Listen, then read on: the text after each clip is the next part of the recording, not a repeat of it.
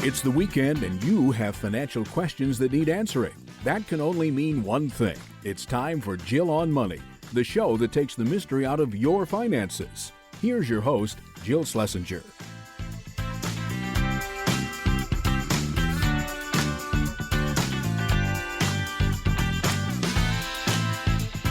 Welcome to the Jill on Money Show. This is the program that takes the mystery out of your financial life. I'm your host, Jill Schlesinger, CBS News business analyst, and I'm also a certified financial planner. So we try to focus on what is important to you and for you in this program. And that may mean different things to different people. So that's why we encourage you to get in touch with us and tell us what's going on. Go to our website, jillonmoney.com. jillonmoney.com. Click the Contact Us button, write us a note, and if you would like to join us on the program live, all you need to do is check the box. And Mark Talercio, the very best executive producer in the whole wide world, he will be happy to arrange to get you on the air live with us. While you're on the website, we encourage you to sign up for our free weekly newsletter. It comes out every Friday. Mark compiles all the stories you may have missed during the week and puts it in one place, one newsletter. So you can subscribe on the website, and by doing so, you'll also get my blog. I usually put that out on, Friday, Saturday, Sunday, whenever Mark sends it out. And that's just my musings on something that's going on. So everything is there for you. It's all at jillonmoney.com. And of course, we would be remiss if we didn't tell you about our other podcast. It's called Money Watch. You should also check that out. You can subscribe to that wherever you get your podcasts. So today, let's kick off the program. We are talking to James from Texas. Hello, James. What can we do for you? I would like to run some numbers with you guys, starting with age of me and my partner. Let's do it. I'm 44. She's 36. Would you like me to divide them separately for each of us or together? You do whatever you want. Now, you're not married, right? You are. Yes, correct. Okay. So you're just so I know that. So she's 36. You're 44. Let's do it separately, only because that's how you're treated from a tax perspective, is separately. So, right. James, you're working full time now? Yes, I am. And what are we trying to do? Like, what's the game plan here? Are you trying to do something, or do we have a goal in mind, or you just want to know if you're on the right track? Both. Goal is for me to retire at 55, 100%. And if it's earlier, the better. Wow, you don't like working. You're a real slug. Okay. I like it. I love to work, but I also know that time on earth is limited. I just don't want to be a corporate person for the rest of my life if I don't have to. Because they're so loyal to us, of course you would. No, I'm just kidding. I mean, I'm with you, man. Okay, let's see if this is possible. So right now, James, how much do you earn? Okay, so it's around 200. Okay. And you're putting money into a retirement plan of that? Yes, so I can give you some numbers. Okay. So my traditional 401k is at 380. Okay. My Roth is at 235. My HSA is at 50K. I have a traditional IRA, which is at 64. Okay. And then I just have a Roth IRA, which is just 7,000. Okay, great. And right now you're maxing out your Roth or your traditional? Right. So right now I'm adding only 6% in my traditional 401k, and I get a 6% match. But I have an after-tax bucket available in my 401k, and I push 15% into that. Okay, got it. And I do the in-plan Roth conversion right away. Okay, great. That's great. So you're putting a lot of money there. Are you also adding money, and you do the HSA, obviously, are you adding money to savings, or, like you're saving a bunch of money on this 200,000. Is there any other place where the money is going right now? Yes. So I have a set emergency fund of 20K sitting in a high yield savings account. And then I have a brokerage of 125K. And in that, going forward from now, I will be pushing in around 50,000 per year. Wow. Yeah. Dude, do you spend any money? What's going on with you?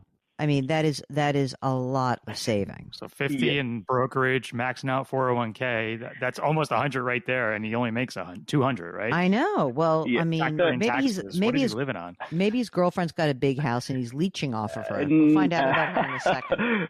No, actually, what I did was, Mark, you bring up a good point, but I actually ended up pushing towards my home, and I actually just ended up paying my home off last month. And that's why all this money is going to go into that direction now going forward. How much is the house worth? $800K. And you had a mortgage and you paid it off. Wow. Yes, I already did. Yes. Because why? Because you did you have a high interest rate or you just hated debt? I just don't like debt. Mark, I'm not going to make any comment right now. What's done is done. What's done is done is right. We're not going to find out that if you and mortgage was 6% as well. No, it wasn't 2.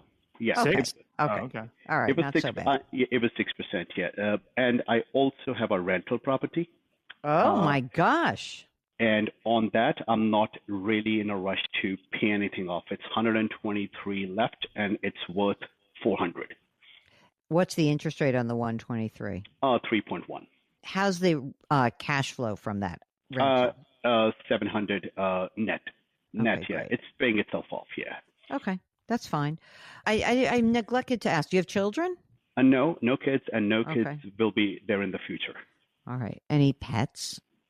One German Shepherd, a big one. Oh, okay. All right. Just want to make sure you had that love.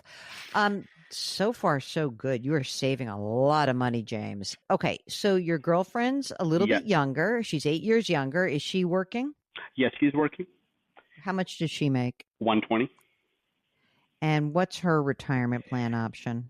Okay. So traditional 161K, Roth 401K 65K, HSA 27K, and Roth IRA 42K. Does she also have an emergency reserve fund? No, that's ours together. We do brokerage and HSA together. Yeah. Okay, got it. All right. And you live together, right? Yes, we do. Okay, got it. Is she on board? Okay, let's just pretend in 11 years we figure out oh my God, you can retire. She'll only be 47. Does she also want to stop working or at least slow down? Or do you think she's no, she's going to keep going? Yeah, no. So we have discussed this thoroughly. So just to let you know, I wanted to add though, I have actually asked her to add 23% into her Roth 401k. So she's adding 23% in her 401k today, and she gets a 7% match. She's maxing out HSA as well, and we also try to max out Roth IRA every year for her until she obviously is out of the band where she can't push into Roth anymore, like me. Amazing. Amazing. Yeah. It's incredible. So about your other question, yes. So the plan is, so these are all the numbers what we have. And my plan is, we discussed, we're always on the same page when it comes to financially. And then when I retire at 55, she'll be 54 basically, she'll be 46. And she'll work for another 4 years. So maybe until 50. We'll get back to James in just a minute. If you have a question, if you're making a big decision and it remotely impacts your financial life, get in touch with us. Go to JillOnMoney.com, click the Contact Us button, and send us that note. We'll be right back.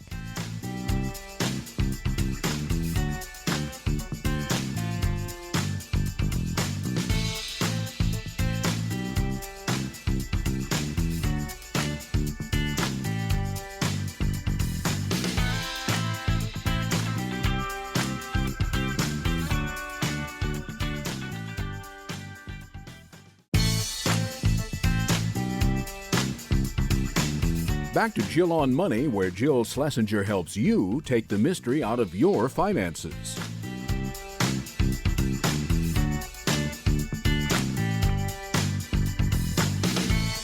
You're back. It's the Jill on Money Show. We're answering financial questions. We are here to try to help give you options. It's not so much that we have the answer. What we hope to accomplish is that we get you to articulate where you would like to go, and then we will try to come up with the different ways to get there. So if you've got a question, just go to JillOnMoney.com, click the Contact Us button, send us a note, and if you'd like to join us live, well, just check that box. Mark will do everything else. Right now, let's get back to James from Texas. The question which I'm trying to basically get the answer of is, I'm not very much into market drops or something. I mean, I simply don't care if market drops. That's how I am. That's how I operate. So I just keep pushing money in, no problem, it's fine. So today as it stands, I have no bonds whatsoever. Okay. So plan was to keep going the way I'm going. And I'm very specific in my funds too. I don't play with multiple funds. I have the full markets, international full markets, domestic here, and I just roll with it. I don't chase returns. Okay. So when I'm 55, because I'm in no bonds, I'm planning to go the same route till 55. But because she'll be working at 46, which gives me basically 4 years from going from 55 to 59. And that's when I'm planning to build a CD bond ladder in that time period to have at least 7 years of our expenses covered in that. Got it. And then by the time I do plan to retire at 55, I will carry up to at least 300,000 in high yield savings account. That's the plan. That's what I will retire with. Okay. But what the idea here is that you have the money, it lasts that 7 years, right? And then when you say 7 years, are you saying 7 years until age 62 so that you can claim Social Security early? No. When I said I will build that money is to just build that as a safety net. Okay. Every single year, of course, from 55 to 59, she'll be working anyway, so income will be coming in. Right. But after 59, let's say she also retires at 50, after that, we will just basically use the money from the market every year. The year the market is up, for example. And if it's not up, then we will not jump into the market. I got you. Yeah. So. Okay. So you're going to really, I want to just explain to everybody how rare a character James is in our episode today.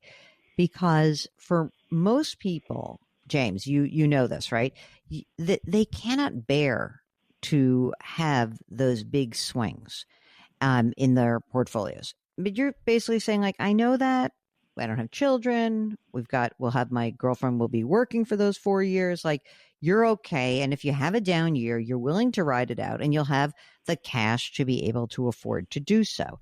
One question that I have that we haven't answered yet is, how much do you guys spend on an annual basis? So right now it's around 60K. That's it? That's it. That's all in, that's all everything. All in, including property taxes. Yes. I mean, this is a pretty good plan. Mark, how do you like James and the girlfriend's plan right now? Yeah, well, based on that response there, I'm liking it a lot. I mean, James, I'm just really focusing on James for the time being. I mean, he's got, almost 800,000, give or take. He's going to be contributing, it sounds like, minimum 70 grand a year. He's saying 100. Yeah, right. Maybe, but just be conservative and say 70 and, play that out for the next 10 years. He's going to have well over $2 million. And then but you're also like a hyper saver. You really are, right? And then if you think about it, if you're done at your age 55, and also, I mean, you're on track for this. So let me just start by saying you're totally on track with this. I get it. I get the game plan. You can test it. You can keep testing it as you move forward, right? I mean, we're saying, yes, you are on track today, but I think you have a good sense of these numbers. I don't know what you do for a living, but you have a good sense for these numbers. You understand that putting the money away is, going to pay immense dividends down the line. I guess the only thing we have to watch out for as you come into this, and you probably should test it every year. You can do it on any retirement calculator. I mean, have you used a retirement calculator before? Yes, I have. And it looks good, right? Yes, it does. I generally run my numbers on 4 to 5%. I'm conservative that way. If anything comes above that, fine, great. Exactly. So that's why, I mean, I'm also sort of just ran the numbers as well. I also think it's going to be interesting to see whether or not your girlfriend wants to keep working and making that money, that 120 a year. For all we know, she wants to keep working beyond that. And for all we know, once you get to 55, you might say life is short, but I want to do something. So I'm not convinced that you would do zero, but you want to be in the place to be able to do zero. Yeah, no, we have a plan for that. So also another thing I would like to add is like by the time I'm 55, my other goal is to pay the rental property off altogether. And we both love to travel a lot. So the key was because our expenses is $60K, which comes to $5,000 a month. I can actually rent my primary property along with the already rented house, and that's why I wanted to pay it off by 55. So they both will generate around $6,000 in rent together. And so that kind of covers your basic needs, and then you go, and everything else is fluff. It's amazing. I was going to say, like he just said, they love to travel. I'm always wondering with these super savers, like, are you enjoying life now? Yes, we are. We have very balanced life now. We do things. Our dog is older, so we can't really travel much. And also, we haven't been in this country for a very long time. We only came around 13 years ago. Well, I want to tell you something. This is incredible. You are a hypersaver. I think you're in good shape. Now, are you any plans to get married? I'm not, hustling. I just want to know because, obviously for estate planning purposes, not being married is a little bit more thorny than being married. Right. So I like to read a lot. So I figured out that there are ways to say, one of the major reasons we push so much towards Roth is because we just like to pay taxes now and call it a day. Good. So we are a huge fan of Roth. I'm one of those people. I don't care if I earn $500K, I'll still do Roth. I'll just do it and I'll just call it a day. And with that, we have thought that we have looked into brokerage accounts, how we can pay zero CGTs based off if we are married and fetch more than 100K out of it, right, every year. So that's probably one thing we have discussed, and that is probably the main reason, which will actually make us just, let's just do it. Yeah. I get it. I mean, there's certain things, I know, it's sort of like a fun, very romantic, but I understand. I know. Do you guys have, you said you've only been here for 13 years. Do you have relatives elsewhere that you would have to help out in this journey of yours? We have nobody here. Okay. I'm all in. Mark, let's figure out, where are we going next? What's our first big trip, James? What's your next big trip? We would like to go to Japan. Oh, I love Japan. I was very excited about being in Japan. Mark, were you there or not? I've been there, right? And Ollie will. I've been there, and I'll be there in 2 weeks. Yeah. Oh, you're doing Japan also? I thought you were doing just China. Quick stop in Japan. Okay, just stopping for a little sushi and sashimi. Yeah. James, we wish you the best of luck. You're rocking and rolling, and Mark and I are always mystified by people like James because we are not extreme savers ourselves. Mark, you'll never forget that. I'm sure that lovely couple that was the FIRE couple, the Financial Independence Retire Early couple. Yep. And they were in the studio with their two backpacks. And I said, "Where's your stuff?" And they pointed to the backpacks. And we both said at the same time, "That's all your stuff?" And I wonder what they're doing now. They said they only needed $1 million, but that was before inflation. I don't know. It's a lofty goal. And if you can do it and it's not feeling like, I think that was a great question, Mark, just like, are you living today? Because that's always that's something that I think about. It's no fun to just deprive yourself. So living today is important.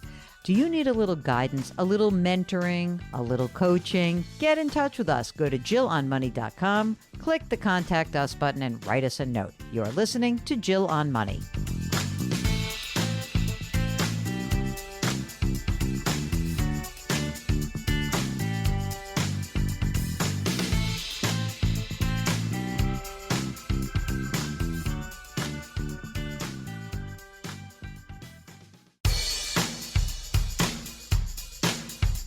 Do I invest here? Should I put my money there? Jill Schlesinger can help you. Back to Jill on Money.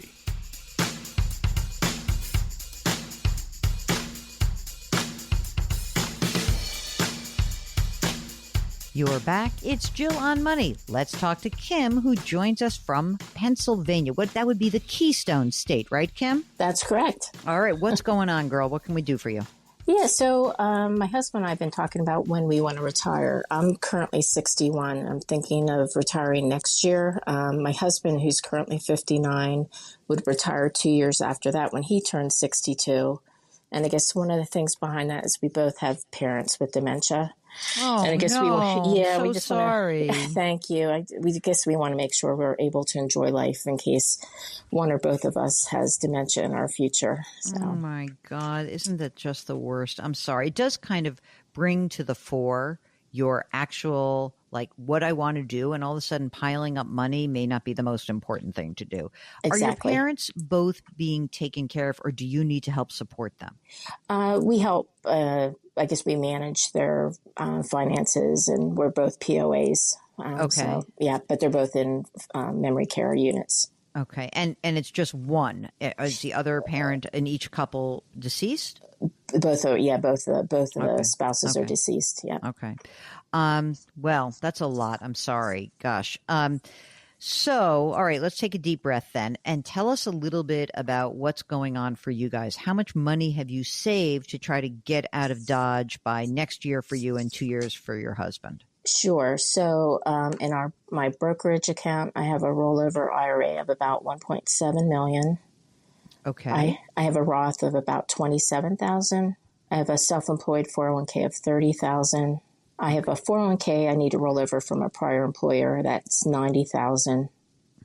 Okay. So $120,000 of old 401k money. Yes. Okay. Yep. Gotcha. Yep. And I have a 403b of $9,700. Okay. You've done a lot of different things in your life, haven't you? Yep. Yeah. And I have a HSA of $7,000. Okay. And then my husband has a SEP IRA of $605,000. And just one account for him. He's the easy one. Yes. So he's self-employed? Yes, he is. And in terms of like when you say he's going to be done in 2 years, like done, or will he scale back? A lot of people I know who are self-employed kind of ease out of it. Yes, that's probably the plan. He'll probably maybe do a couple jobs a month. So, Okay. Yep. So from, let's say, the time that he is 62 to 65, what would be the game plan for health insurance for you guys? So that was one of the questions. So I could probably do COBRA for at least the 18 months, I guess, through my current employer. Mm-hmm. And then I guess we'd have to get private insurance. And I guess that was the other question, just because I know things are getting more expensive with all the changes with the current administration, and just worried if that's going to eat into our bucket. I also have some other money like in savings. I don't know if you want that as well. Yeah, sure. How much do you have in safe money? So safe money, $355,000. Wow. And then we have a stock account, which has some money in CDs and cash management. That's $203,000. Oh, boy, this is a lot of money. You're like, oh, safe money. This is like a big chunk of moolah. I don't know if you want to know that. Wow. And then we also have rental properties that bring in rent as well. Oh, how much do the rental we'll go through the valuation of them. Sure. But if you look at not what you're claiming on your tax return, but real cash flow to you, how much do you think those rental properties deliver to you in income? So probably after like paying the HOA and all the insurance, all that, probably about 65 to 70 a year. That's great. Yeah. Wow. We had a plan when they're all paid off. Okay. So net of 65 to 70 grand a year. Do you guys have any kids? Are they grown, or anyone you have to help out? No kids. Just us. Oh, that's why they have so much money, Mark. See that? I don't really have children, but I have rental years. properties. How many rental properties are there? We have 3. Okay. How much would you say those are worth? Currently, because the valuation keeps changing, roughly about 1.2. Okay. But you want to hang on to them, or would that be something you would sell to get liquid? We'll probably hold on to those at least for another 9 to 10 years. And you own a primary residence as well. Yes. What's that worth? That's 1.1. Do you want to stay where you are? Is it nice to hang out in probably for the next Pennsylvania? 5 or 6 years, and then we'll downsize. It's probably more house than we need. Okay. I'm not even going to count on that. Let's just say you'll have something that's 1.1 million. Maybe you'll downsize. We'll see. Let's just see. You don't have no mortgages left, right? That's correct. Mm-hmm. So no kids, 3 rental properties, 1 primary, any vacation homes? No. Okay. So we've covered all the assets, right? Correct. Okay. You ready for your big, hard question? Yes. Kim from Pennsylvania. How much do you guys spend? So I was looking at our numbers. If I pull out like the costs for the rentals and everything, all that insurance, probably 11 to 12 a month. Okay. And I probably padded that because I I would have my Excel tracker and I was tracking the credit card expenses, but then I was also tracking bills that a lot of those auto pay. So it's probably closer to like 9 to 10,000. Sorry, that was a big difference. Yeah. Let's do 11. Let's just do 11 for fun. Okay. Okay. And that would be like, you get to do what you want to do, right? Yes. Mm-hmm. Okay, great. When you look at that number and we know that you have these properties that are generating a good chunk of that, like half of that, what was your game plan going to be around your around Social Security claiming? Would you wait till you're 67? Do you think about 70? What's your own health situation? So luckily, we're both pretty healthy.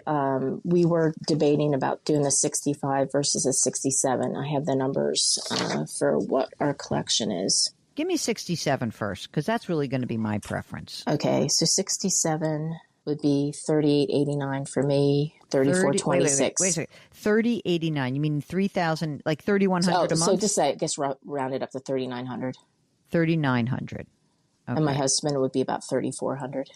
Okay. And that's it. Both of your ages 67, right? Correct. Mm-hmm. Okay. Fantastic. Isn't that good?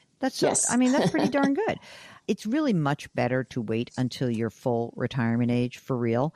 In your $11,000 a month, have you included health insurance or not? No, I have not. All right. So let's do this. Let's say 13 grand a month, because just to give you nice, like, I'm going to breathe. Because, by the way, Cobra is expensive. So, yeah, you could do Cobra, but it's going to cost a lot when your employer is not pitching in and helping you out. You know? Yeah, I've been through the Cobra route. I think of a prior employer. I think I was paying $1,800 a month. It's very expensive. Yeah. So, I mean, it's fine if you want to do that, you know, to kind of settle in. But you can go right to the Affordable Care Act. And, you know, that's really what it is there for. Okay. You're listening to the Jill on Money Show.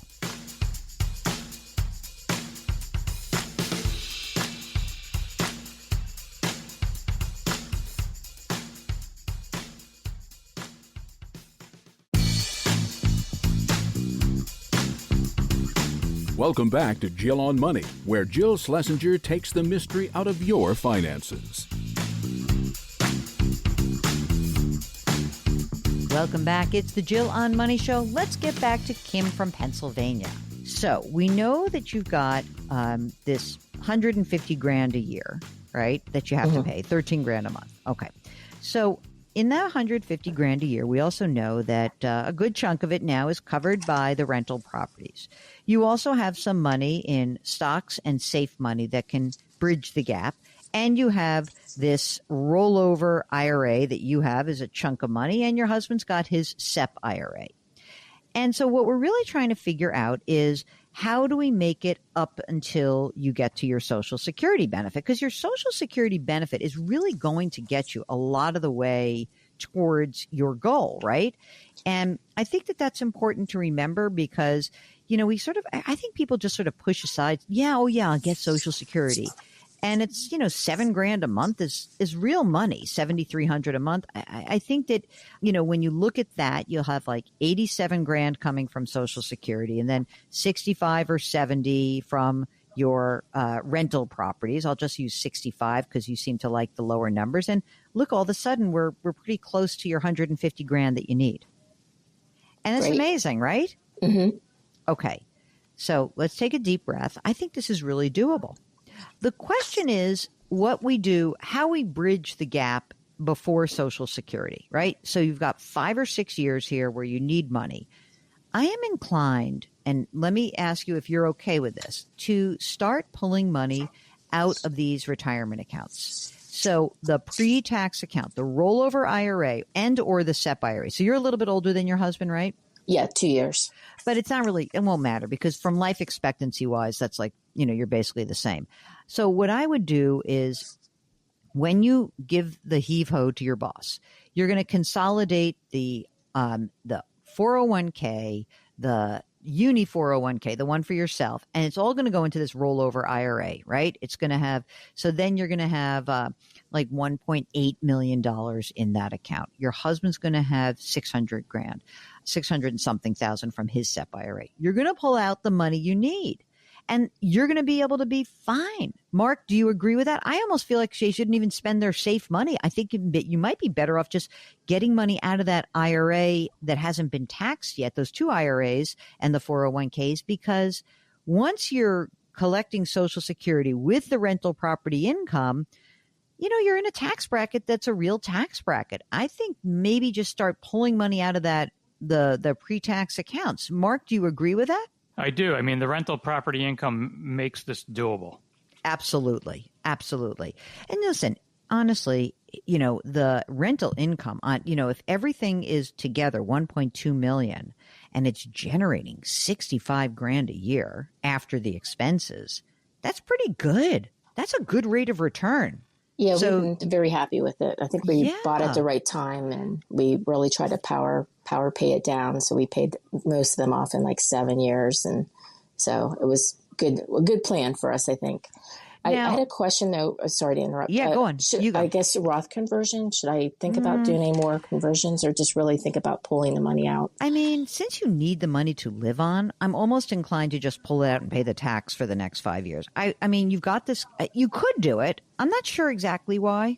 I don't know. Mark, what do you think? Convert? Because they do have that $355,000. Should they convert, or should we just pull the money out?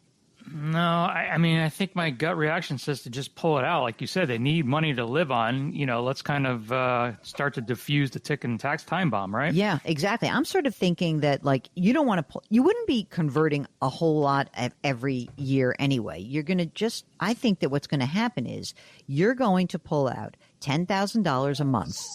Maybe it's going to be you do it quarterly, however you guys want to do it. You're going to pull $10,000 a month out of this account. And, the reason why I'm saying 10 and not the 7 or 8, because we know you have to pay tax on it. So you're going to pull 10 grand a month out, and you're going to save some money. You're going to be able to pay your taxes. And I would do that for the next 5 years at least.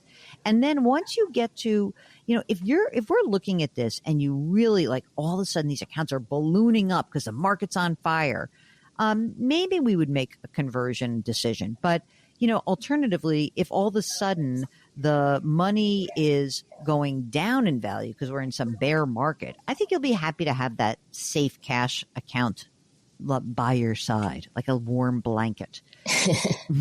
So I think that's really pretty good.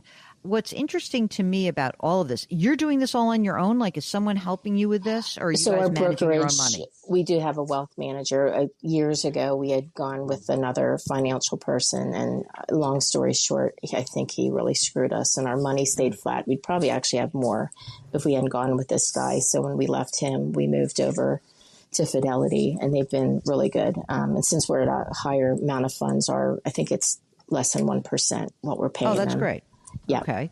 I mean, I presume that they have similar reaction that we have, which is you're fine? Yes. Okay. From my perspective, at least, there is no reason to delay this, especially because you both have this experience with two different parents, from two families that both have dementia. I think it is really worth your while to just get your arms around the health insurance question. You'll go to the marketplace, you'll find out, you'll talk to folks. But this seems to me a real no-brainer because you've done a great job. And as Mark said, those rental properties, real game changer for you guys. Oh, great. I thought we were okay, but I definitely just wanted to run it by you and Mark because I really trust your advice. Your podcasts are great, and I listen to you every day, and I tell my friends to listen to you. So I think you're in such good shape. I hope you can enjoy it, and don't second guess yourself. Just getting on, live your life. And if you run into any questions in the next year, you get some questions about COBRA or something, get back in touch with us, okay? Will do. Thanks again. I appreciate you taking my call. We'll be right back.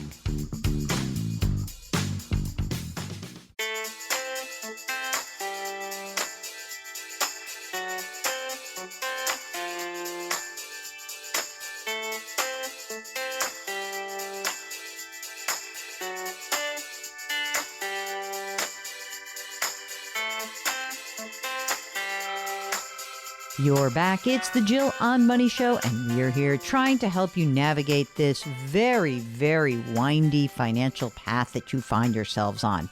Whatever your situation is, we'd love to help you out. All you need to do is go to our website, jillonmoney.com, jillonmoney.com, and in the upper right-hand corner, wherever you are navigating on the site, there is a Contact Us button. When you click that button, a form will pop up. That's the email that we receive. And if you're shy, you don't want to come on the air, that's fine. Just give us a little bit more detail than you might if you were planning to join us live. Let's get to an email before the end of this hour. This one is from Connie. And she writes, first of all, I love your segments on CBS and also in the newspaper. I saw your segment today on the rising costs that are affecting the middle class. Okay, so gang, this was earlier this month on CBS Mornings. I did do a segment on the air that was called The Middle Class Squeeze. And in that segment, I was highlighting how confidence among middle class earners in the U.S., that's defined as a range of 53,000 to 161,000 by Pew Research, that those folks were feeling less optimistic.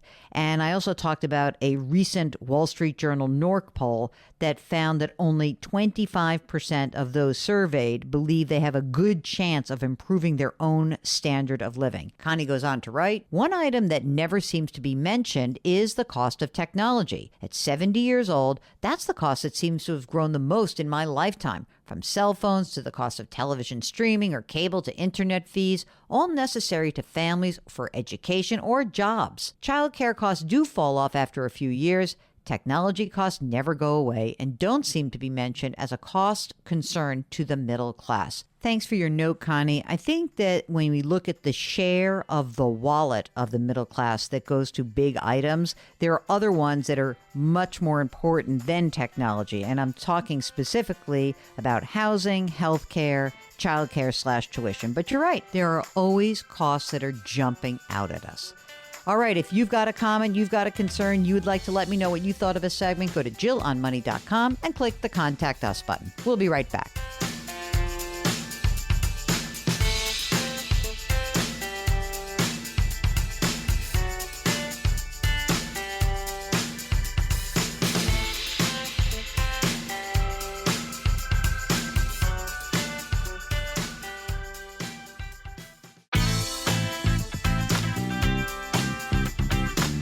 It's the weekend, and that can only mean one thing. You're listening to Jill on Money, the show that takes the mystery out of your finances.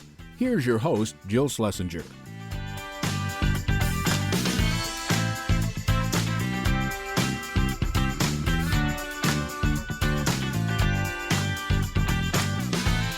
You're back. It's the Jill on Money Show, where we are answering your financial and life questions. So often you make big decisions in your life. It touches your money, and we'd like to help you out. If you've got something on your mind, just go to jillonmoney.com. That's our website. Click the Contact Us button and write us a note. Right now, let's start the hour off. We are talking to Tony, who joins us from Pittsburgh. Hello, Tony. How are you feeling about the Steelers this year?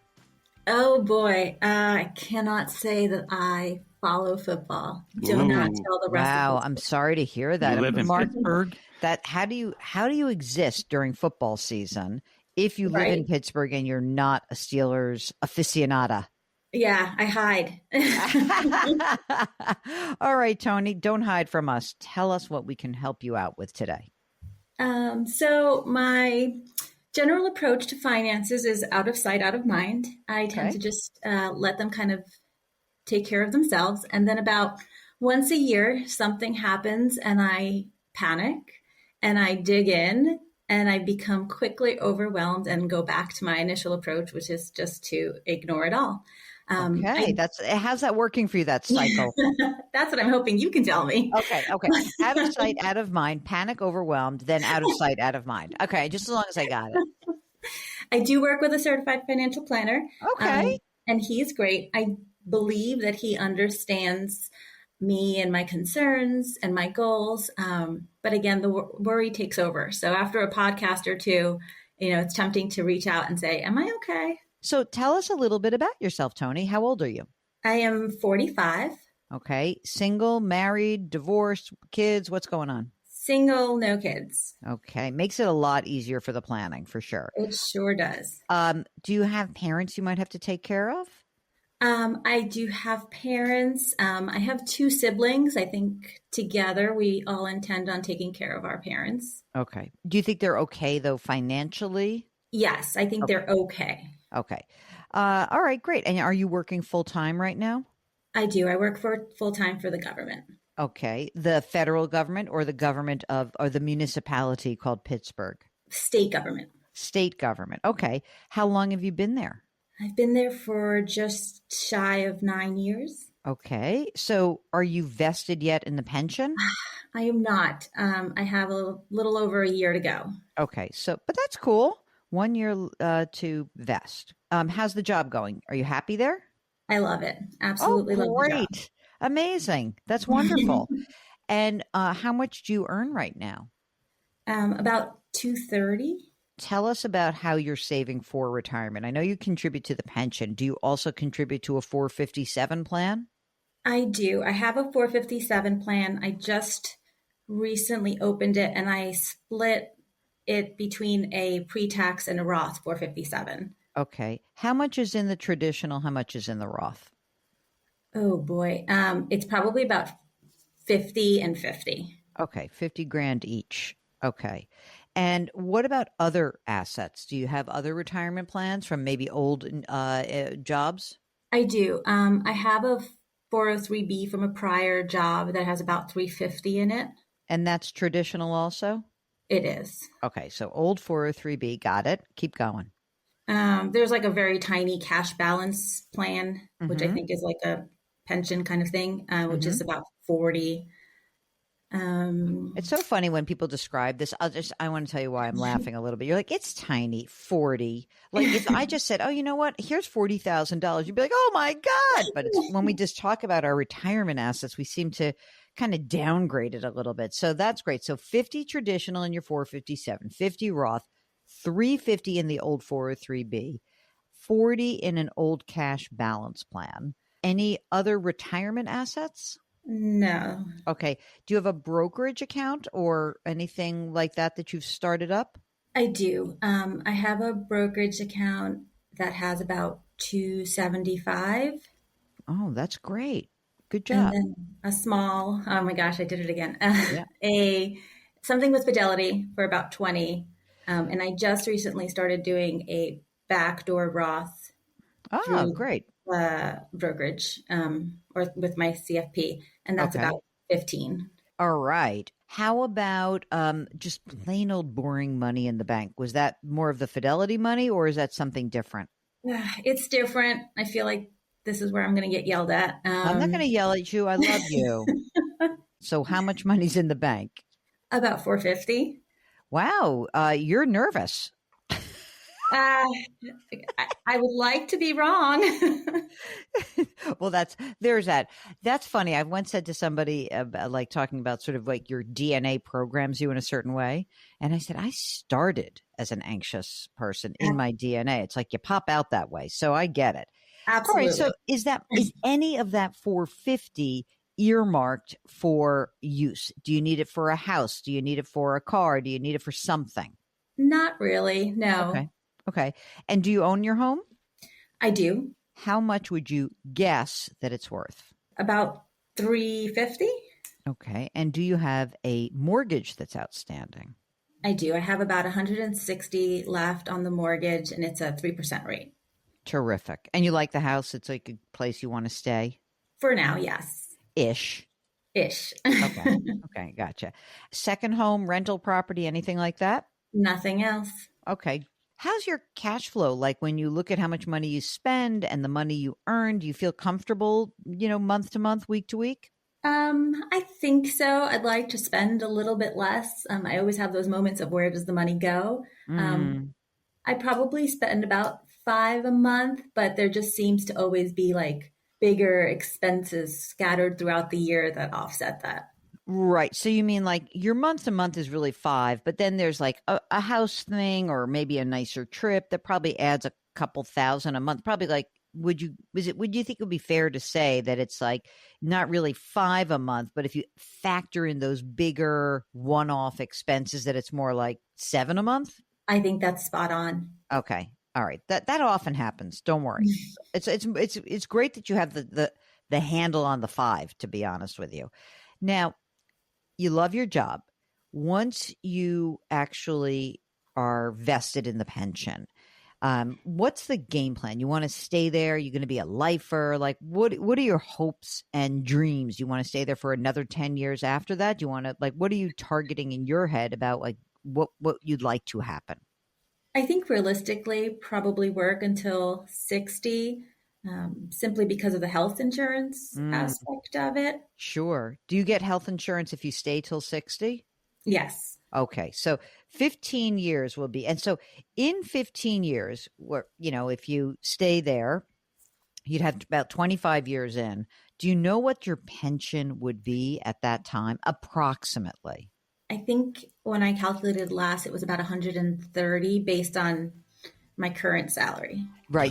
So your current salary going up a little bit, staying in that period of time, and what it factors it to about 130 grand a year. Okay. That's great.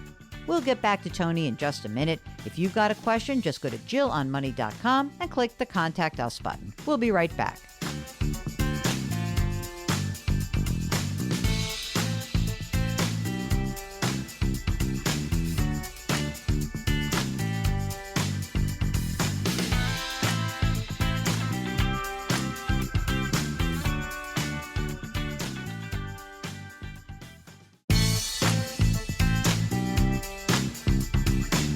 Back to Jill on Money, where Jill Schlesinger helps you take the mystery out of your finances.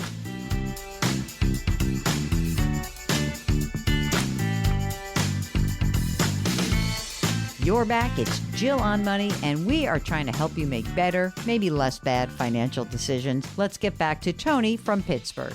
I look at this and I say, okay, 15 years from now, okay, let's just play this out.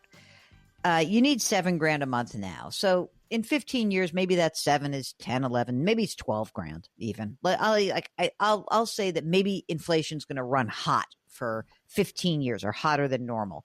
And so, maybe the $7,000 a month we need today is more like, I don't know, I'm going to say $12,000 a month, which would be very hot. Okay.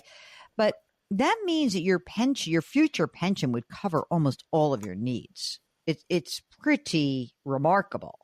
And so you should feel really happy that you have had that kind of you've chosen a career that will, essentially allow you to kind of keep up with your needs. Which at that time, $4 million in investments. Right. So what Mark and I like to do, like little back of the envelope calculations. Okay. So meaning that if you have all this money right now, okay, and we just grow it at a very modest investment rate of return, and we also factor in the idea that your expenses are going to grow as well, you're going to have this pension, you're going to have a lot of money.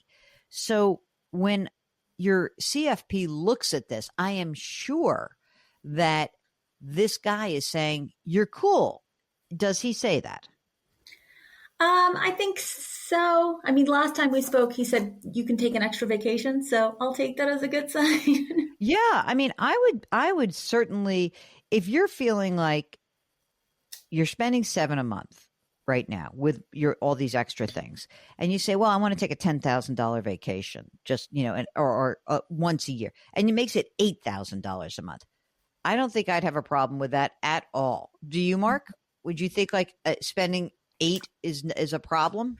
God, no. Not only can she do that, she can fly business class if she wants to. Yes. Tony, do you like business class? Mark and I we're very big. I'm a fan of it. Mark's about to do a trip where he's flying business class with his family. So it's going to be, but I think you're in great shape. So how can we help you remove some of the panic and overwhelming feelings? Because just to be clear, at age 60, you'll almost have all of the money you need for your expenses just in your pension. You'll have plenty of money saved up. You'll pull money out when you need it. And then you'll claim Social Security at 67 or 70, and you will be fine. absolutely fine. Now throw a wrench in my plan. Tell me that you're pregnant with triplets, and then we'll Absolutely not. Okay. I'm just checking. What is causing? What's the source of the panic? No, I think this is great. I think I needed to hear that I'm fine, and that it came from like a third party with like no vested interest. I think that helps tremendously. I was expecting to be yelled at for keeping too much in cash. Well, I mean, that's sort of silly. We're going to get to that in a second. But like the fact that you have that much money in cash kind of is your answer to being panic stricken and overwhelmed. I get it. That's your fix to the problem. My question to you is, have we convinced you just in this brief conversation that you are going to be okay? Do you believe that when we tell you these numbers and when we're reinforcing what your CFP says? Do you believe it? Yeah, I do. I hope so. Do you come from like a background where you came from struggle? My parents immigrated here. They did great for themselves. I'm very proud of them, but it wasn't necessarily easy. I want to tell you, this is like Mark and I we should have a data set, Mark, on our callers. When we have first generation immigrant or first generation callers who come on and talk to us, we see a very particular pattern. And that pattern is, I have to work so hard, save so much because my parents struggled to get me to this place. And I can't count on anything. The rug could get pulled out from under me at any time. And therefore, the attitude is a really almost like an extreme saving pattern, right, Mark? I mean, we hear this so often. Now, to make this a more productive conversation, we're trying to break a cycle, right? One way to break a cycle is, instead of saying out of sight, out of mind, it is more to take this issue of money is a little bit emotional for me, to, when you meet with your certified financial planner, to believe the numbers, to say to this planner, hey, I'm going to work till 60, hope to get my I mean, listen, if you lose your job in the middle of all this, we'll recalculate. But right now, you got a job, you like it, and hopefully you stay there for a while. And I think that for me, I want you to feel like the accomplishment. I want you to like sort of take pride in what you have accomplished rather than spinning it and feeling panic stricken and overwhelmed. So the pride is, look at all this money that you have saved. I mean, it's incredible. There's not more to accomplish here. You have done the heavy lifting. You've done an incredible job. There is no hole in this plan. I would love it if we could encourage you to take some of that money in the bank and put it to work. Is that a possibility, or is that just impossible? I think it's a possibility. I think I would feel better about it once I become vested. Fair enough. Okay, so the $450 that's in the bank, is it at least in some CDs? Are you earning interest on this money? Most of it is in high yield savings accounts. Okay. I mean, I would maybe even take some of it and just pop it into a CD, because I think interest rates are going to start coming down over the next year. So if you wanted to just even take half of it and put it into a CD or 100 or whatever, but just to have a little bit of money that's like fixed and tied up, not subject to the drop in interest rates, which I presume is going to happen. I don't know if it's going to, but I just presume at least, take $100,000. The money that's in the brokerage account, the CFP is managing right now? Yes. And how is that invested? Oh boy. Mutual funds? Is it like funds or exchange traded funds? I honestly could not tell you. Okay.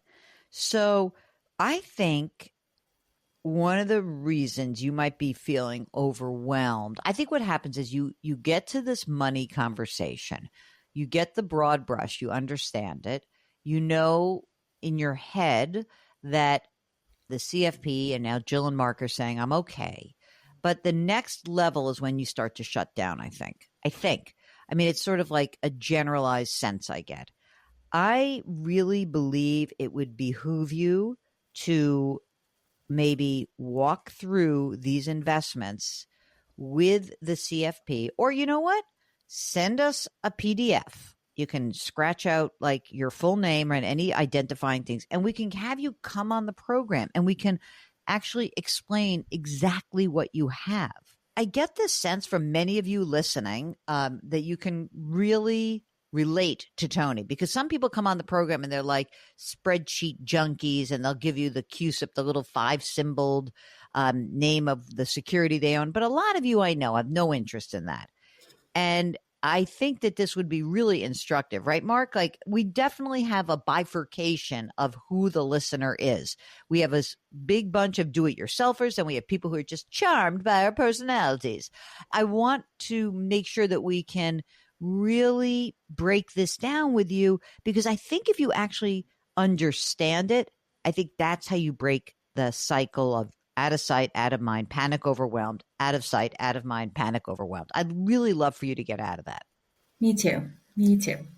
So would you be willing to maybe send us like a screenshot or a copy, a PDF of the statement, and we could do that with you?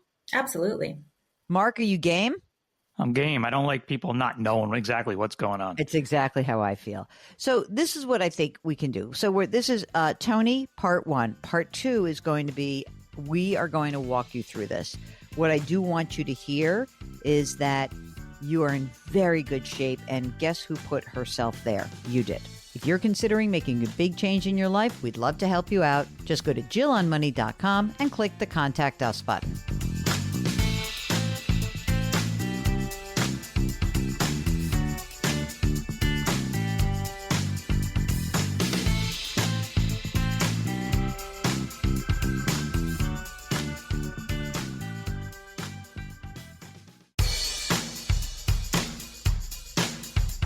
Do I invest here? Should I put my money there? Jill Schlesinger can help you. Back to Jill on Money.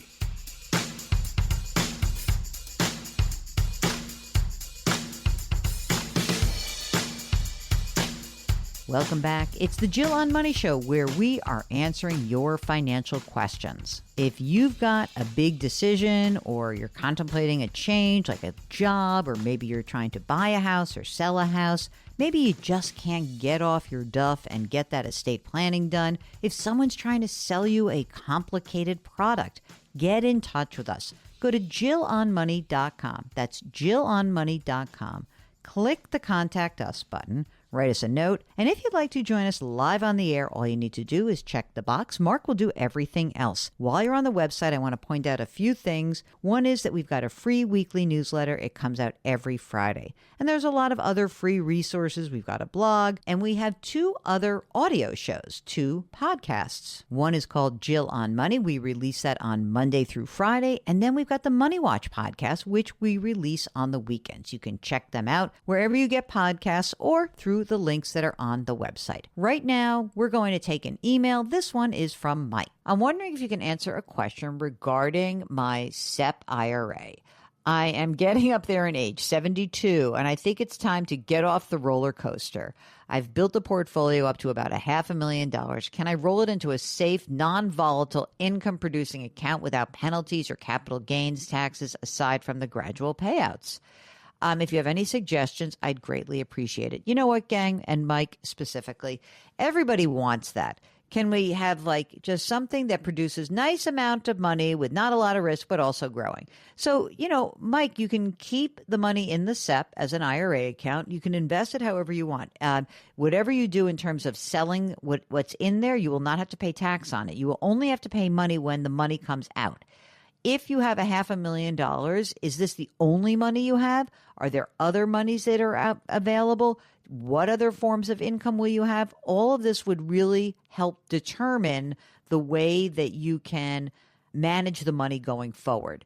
But even if you really want to get off the stock-only portfolio, I really do think you're going to have some equities in there to provide growth for you.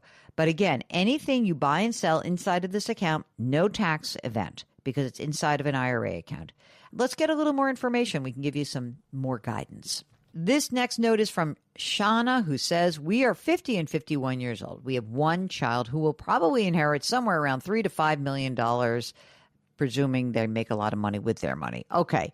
So Shauna says she hasn't been the best at managing her money. I mean, how old could this kid be? You're only 50, but all right.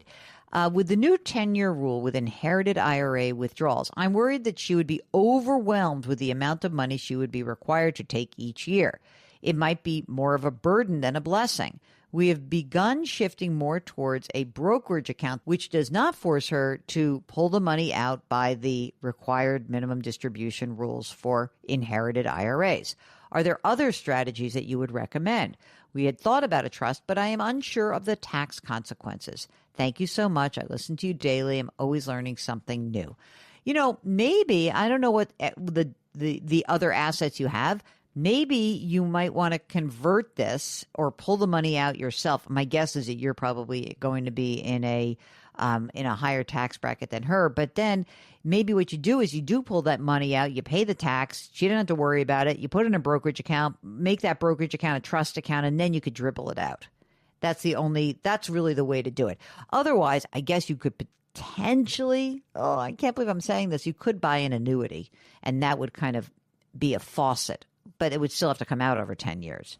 So I think maybe you could just pull the money out, pay the tax, and then she won't have to really worry about that. And get a really good estate attorney to make sure that she's got someone who can help guide her. Okay, Mark, you ready for this? Brenda listens to us every day, all caps. I'm 70 years old, widowed. I have Social Security of $3,100 a month. I have $2 million in a traditional IRA, and I will begin my required minimum distributions when I'm 73.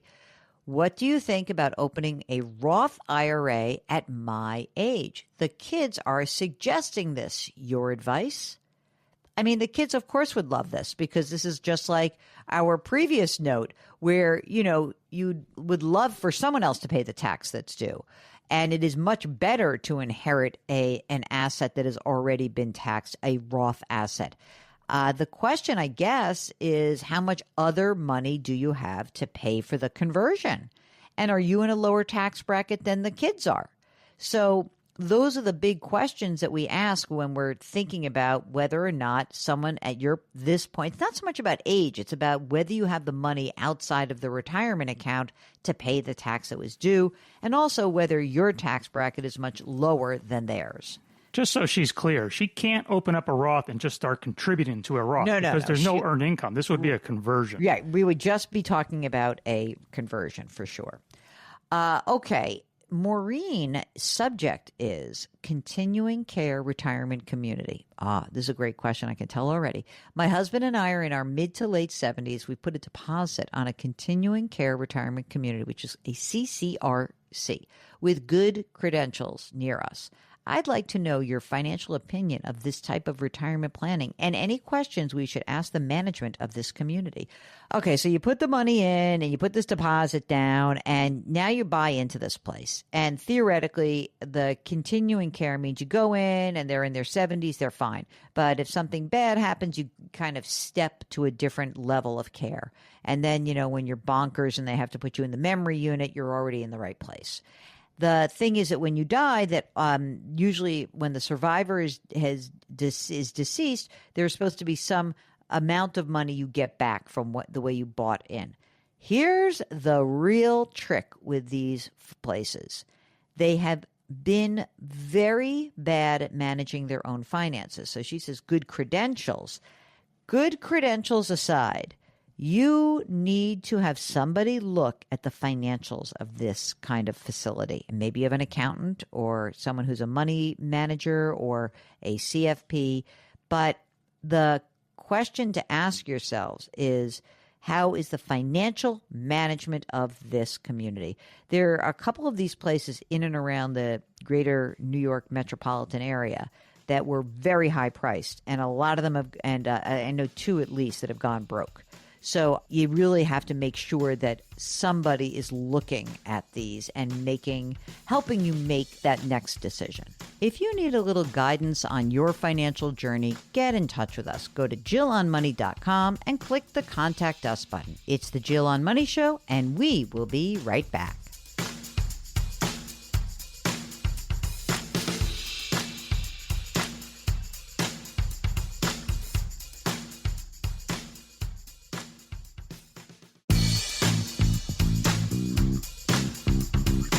Welcome back to Jill on Money, where Jill Schlesinger takes the mystery out of your finances.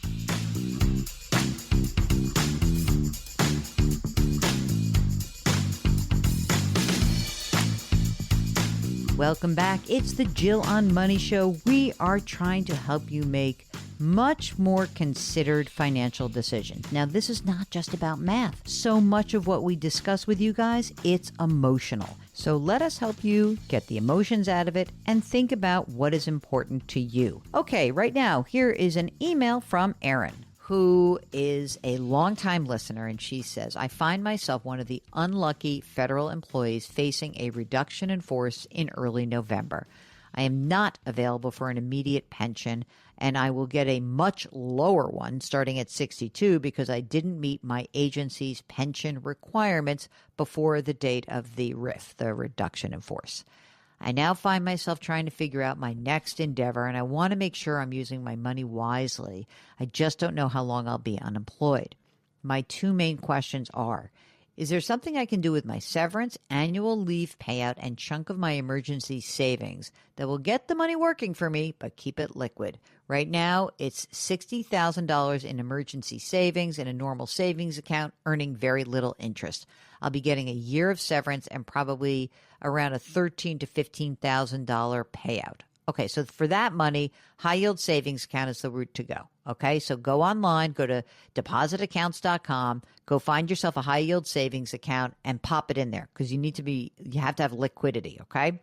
My second question is about retirement savings. So let's go through some of these numbers. She's 41, single, no kids, one Yorkie.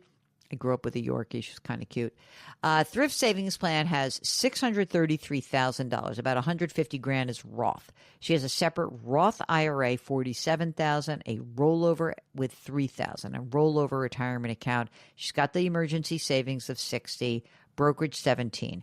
Her current salary is $150,000, but she thinks that she's not really sure about like what the next one is going to be. The cost of living, she says, is about $75,000 a year. She's been in D.C., but she said, I'm going to probably move once I'm laid off, going back to Ohio, where it's a much lower cost of living. Okay. This is very cute at the end. She says, any advice would be greatly appreciated. I credit your podcast with helping me over the last few years to get my financial house in order. I'm less freaked out at having to start over, in part because I followed your advice on emergency savings and financial priorities. How about that, Mark? That's kind of nice. So she's only 41. And if she's moving to a lower cost state, this is a good chunk of money that she has saved in retirement. I mean, she's basically got $700,000 in retirement, and then she's got her emergency reserve. I think you are in very good shape. And what you're going to need to see is once you move out of a high cost of living area like DC back to Ohio, you're going to have to really try to get a sense of how much you can earn there and what will your real cost of living be. But honestly, if you're just going to be putting away 15% of your income into retirement, I'm sure it's going to be fine. You don't spend a lot of money. Is there something that could come up and bite you in the tush? I guess. But it seems like you're in very solid position right now to find a job making less money. Look, do I think it's a bummer that you kind of thought you were going to be on the road to a great pension? Yeah, that stinks. But you've done a really good job of building that thrift savings plan, and I think that will serve you well. Okay, Karen writes, I'm 72 years old, widowed. My husband passed away in 2021. I've always handled the finances and investments, but I feel like I might need some advice. A supposed fee-only advisor tried to have me turn over the management of my investments to his company to manage. I want to continue handling my own money. I will be required to start required minimum distributions next year, in addition to receiving those of my husband's accounts. And I'm considering selling a rental house I own, but concerned about tax consequences. Would appreciate any advice. Okay, so a fee-only advisor is one thing, but what you should be seeking is a fee-only advisor who will create a plan for you, and you say upfront, I will not be turning over my investment management to you. And if you make that clear, there are going to be some companies who do it. I think that a lot of people have been asking me about this because I think more and more people are just really a lot better at managing their own money and they realize that it's not that hard and the planning part is the valuable part, I would go to the National Association of Personal Financial Advisors. I would really be interested in talking to an organization that says, we will charge you by the hour or for this project, and we are not money managers, or we are not interested in managing your money. There are a lot of places that do this now. And so I would look at the NAPFA website. I think that would be the best thing for you. Here's a follow-up to someone we had on the air. Jenny wanted to know about a deferred compensation account. And she said, I have learned that this is beneficial if you have income over $300,000 and you can defer some of your income and also get company contributions. I have deferred about $12,500 and it will be distributed in 27. I plan to cancel this pre-tax plan unless my base income changes. Would you agree? Mark, do you remember how much money she made? She's over the 300,000 threshold. So I given that, and I don't think that's going to change anytime soon because she's on the young side. I don't see why this makes sense if it's just going to be paid out in 2 years. Yeah, it doesn't. I mean, and also especially for considering that, your tax bracket's not going to change too much. So I would take the money and invest it on my own. Exactly. If you have a financial question, if you've got a concern, if those emotions are tripping you up, get in touch with us. Go to JillOnMoney.com. We'll be right back.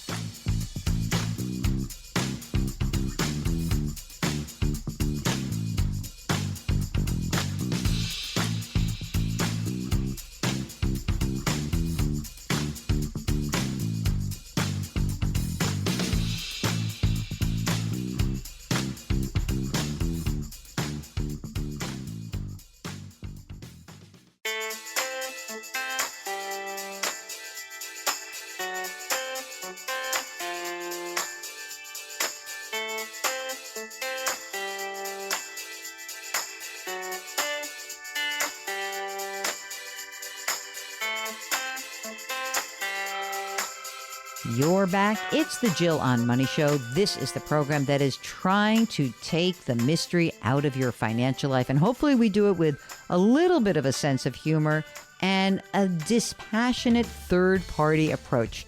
If something is going on and you need some guidance, just get in touch with us. Go to our website, JillOnMoney.com. That's JillOnMoney.com. And in the upper right-hand corner, you can click the Contact Us button. Write us a note, and if you would like to join us live, check the box. Mark will do everything else to get you on the program. And if not, just give us some detail, and that way we can help you out through an email. And in fact, let's get to an email. This is from Pat, who writes, I am trying to make sense of the administrative fee range on my various stock and bond investments. Do you have any standard fee range that I could use to help guide me to evaluate this? Well, Pat, I think we're asking a couple of different questions here. I just want to make sure we've got the right one. One is an administrative fee is often charged, say, for a retirement plan, and that might be the plan fee itself. But if you're talking about the investments within the plan or within an account, each one of those investments has a different fee associated with it. So, for example, if it's a mutual fund, each fund has fees and expenses associated with that fund. Now, you'll see a big difference. If you've got a managed mutual fund, maybe you're paying 0.5% to 1% a year. If you've got an index fund, that number could drop way down to maybe 0.1% or even half that, practically free. If you are talking about a management fee that a financial advisor receives, that is usually presented to you up front as a percentage of the assets that are managed, maybe 1% of the total account value. So those are the basic types of fees. If I've missed something, of course, get back in touch with us. Well, that's it. That is the program. Thank you so much for listening to us today. Our music is composed by Joel Goodman. Mark Talercio is our executive producer and the king of all things web. And we ask that you lift someone up. Change your work, change your wealth, change your life. Thanks for listening. We'll talk to you next week.